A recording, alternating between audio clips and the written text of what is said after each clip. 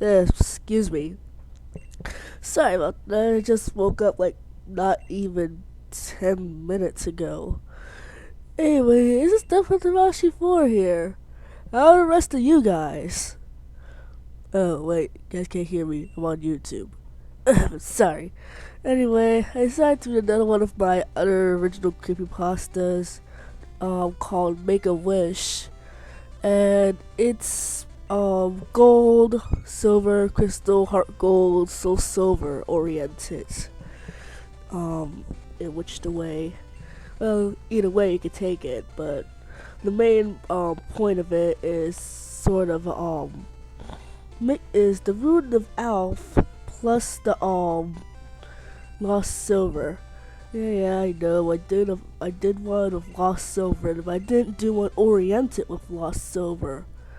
That was actually inspired by that by Cocktail Lovers Lost Silver in which it's sort of based off of, but not exactly at the same time. Anyway, I guess I should begin. This is Make a Wish by me, Ashino Naraka, Ward 24. Make a wish in the Johto regions, and your dream may come true. But be careful, or you will end up like the last person. I always scoffed at those rumors. It sounded very fake to me at the time. How lame. Who knew that was actually very, very true? It was a cold day in Violet City when I was putting my Pokemon in the computer, only decided to bring Zigbar, my Cyndaquil, and Yanto, my Yamask from Unova with me. Some guy by the name of Jack traded him to me as some retribution or something. I didn't even care at the time. Bugsy, the Azalea Town gym leader, had left to study some more ruins at Sinnoh, so the gym was closed at the time till then. When I thought of that, it reminded me of that fake legend again. Though that kid by the name of Gold did go missing over 10 years ago or such. That would explain why Ethan is there instead. Crap, I'm getting off topic again. Anyway, before heading off to the next location, I stopped and began walking towards the ruins of Alf, Yanto following close by, and Zigbar resting on my shoulder. They were still as dreadful as before as I climbed down the ladder, feeling the shudders of Zigbar. I forgot. He doesn't really like being around psychic-type Pokemon, except for Abra, and Sakura, my Ralts. Everything seems fairly good. Guess it was nothing but a fake after all. I mumbled to myself, feeling Yanto plop into my head. When I reached the center of the ruins, I noticed that my Pokegear started playing some weird music. I wasn't sure how to describe it, but Zigbar was sweating a lot now. Hey, Ziggy, what's wrong? Saying you look good would be an understatement at the moment. I asked and he groaned, shaking his head, but telling me to keep on going. Only if you say so, I thought to myself, and saw some notes floating around, and lifting a wave of shivers from me. Okay, I'll say that stupid wish. I wish to know whatever happened to that gold kid 10 or so years ago. I want to find out. I said it and looked up into the air. The music grew a little louder, and I could have sworn I heard somebody laughing like a child. It must be my imagination. Suddenly, I began to feel dizzy, and Zigbar and Yanto and Zigbar were starting to panic as I felt myself pass out. The next time I woke up, I was in an area that looked faintly like the Sprout Tower, but the pillar wasn't moving at all. Ow! Hey, Ziggy, Yanto, are you okay? I groaned out and heard Zigbar respond weakly if I didn't hear Yanto's cry. When I looked up, I almost yelled out in surprise when I saw that Zigbar was badly injured. I rushed over to him, grabbing the first aid kit I always kept near my bag just in case. After I patched him up, I noticed how cold he was, especially for a fire type like him.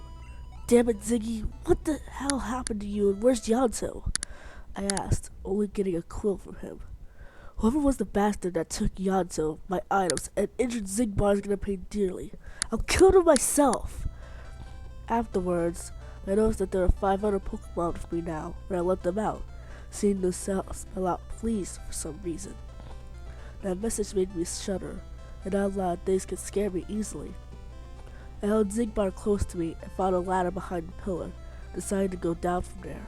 It was pitch black down there, and I was so damn glad I remembered the lantern Bugsy gave me just in case. I lit the lantern up, and my eyes widened in slight fear. The whole room was blood red. What the hell is going on? I said and started walking again, the room getting darker as I progressed. As we reached the end of the hall, I noticed a sign that said turn back now. If I don't get my answers, this will all be for naught, right? Besides, I can't find any exit around here. The next thing I know now is spinning as if I'm using the escape rope and we dropped down instead of ascending. Something on my body felt oddly missing, and my face was wet with something thick. I looked to the left and noticed that my arms were gone. Both of them. The liquid on my face was blood, wasn't it? Shuddering silently, I looked down at Zigbar, who seemed a little bit warmer than before. I would rather he'd survive instead of dying in a place like this. Maybe he could find a trainer to help him find Yato one day. Wait, why the hell am I giving up so easily? I'll find Yato on my own, then I'll go back and get the rest of my friends. Nodding at my own resolve, I began to walk again, though now seeing people standing there, staring. As I walked down, a shiny Celebi floated towards us with a Pokeball in hand, shyly smiling. I couldn't just leave it there. Damn my compassion towards Pokemon, and jerked my head, as if telling it to come here. It responded and plopped on my head, just like Yato did. I shook my head lightly and ignored the standing people there until I noticed that at the end, the Pokemon champion, Red, was there.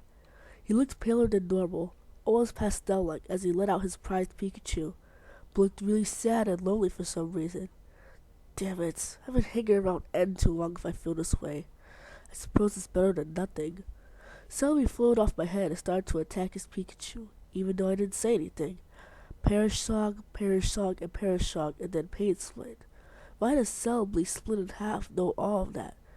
It just got weirder when the Pikachu suddenly used Destiny Bond. No. They just both died. Just like that. I felt tears coming back into my eyes at the two dying, and grew shocked as Red's head just rolled off, the spinning sensation coming back and descended again. I felt my body drop lifelessly to the ground, seeing that my legs were gone as well. Ow. If I could feel pain, I would say that, instead of a sweat drop. During that, I found out I could float. How awesome. Right, but I noticed that was somebody else's room and floated down the stairs, attempting to leave, only to float right into an abyss. The abyss went on forever, and soon it turned from black to white. Damn, I hate the color white. Somebody then appeared before me who looked ironically like that silver guy, and said goodbye. Forever. I started spinning again and landed in the graveyard, the music that I was playing before stopping beforehand. Everything felt numb, but at least Zigbar was still alive. I floated with this ghostly body, and saw something that said, "Rest in peace, Gold," on it. Could that have meant that Gold had died 10 years ago? I saw another one that said, "Rest in peace, Silver," and the last one that said, "Rest in peace, Crystal." These were the three general Pokemon trainers who stopped Team Rocket, but the first disappeared. Then Silver went to look for him, only to never return. The same was said for Crystal. It would explain why 10 years later, Ethan, Kamon, and Lyra appeared out of nowhere. So that was what happened to them. I apparently got my wish after all. The next time I woke up, all of my Pokemon were gathered around me, worried. Ziggy, Yato, Abro, Sakura, Hayato, and Mukuro. You're all here, I mumbled as they all pounced on me, practically smothering me. You should be glad you're still alive.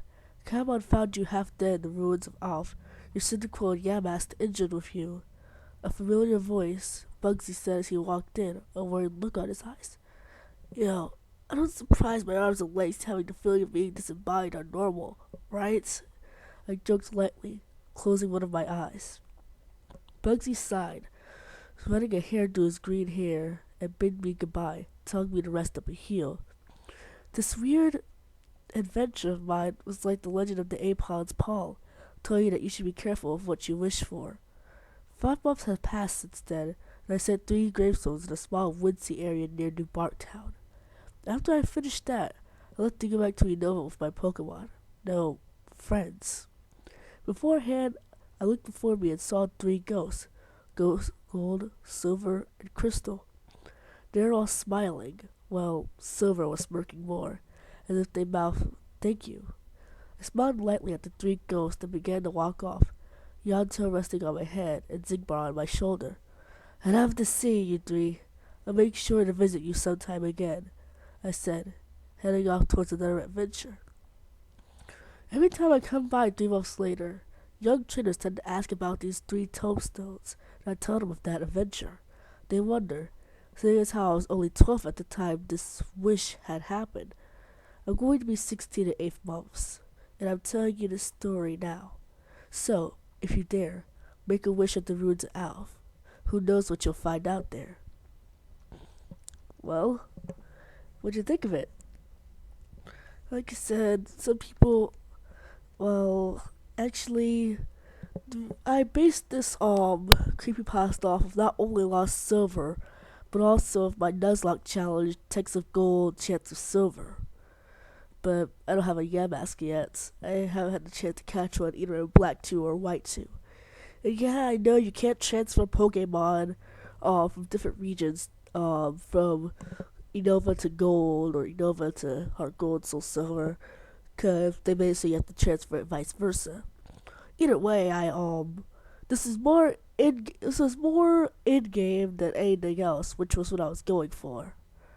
I prefer to go for in game since the Nuzlocke challenge is also in game, which is why I ended up like that. Anyway, like I said, I was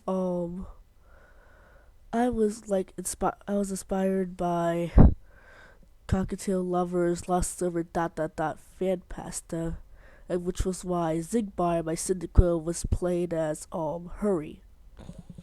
Now I wonder how many people noticed the references I made to several different TV shows and video games. Please comment and subscribe. Please do. Well, this is the Fatarashi 4, signing out.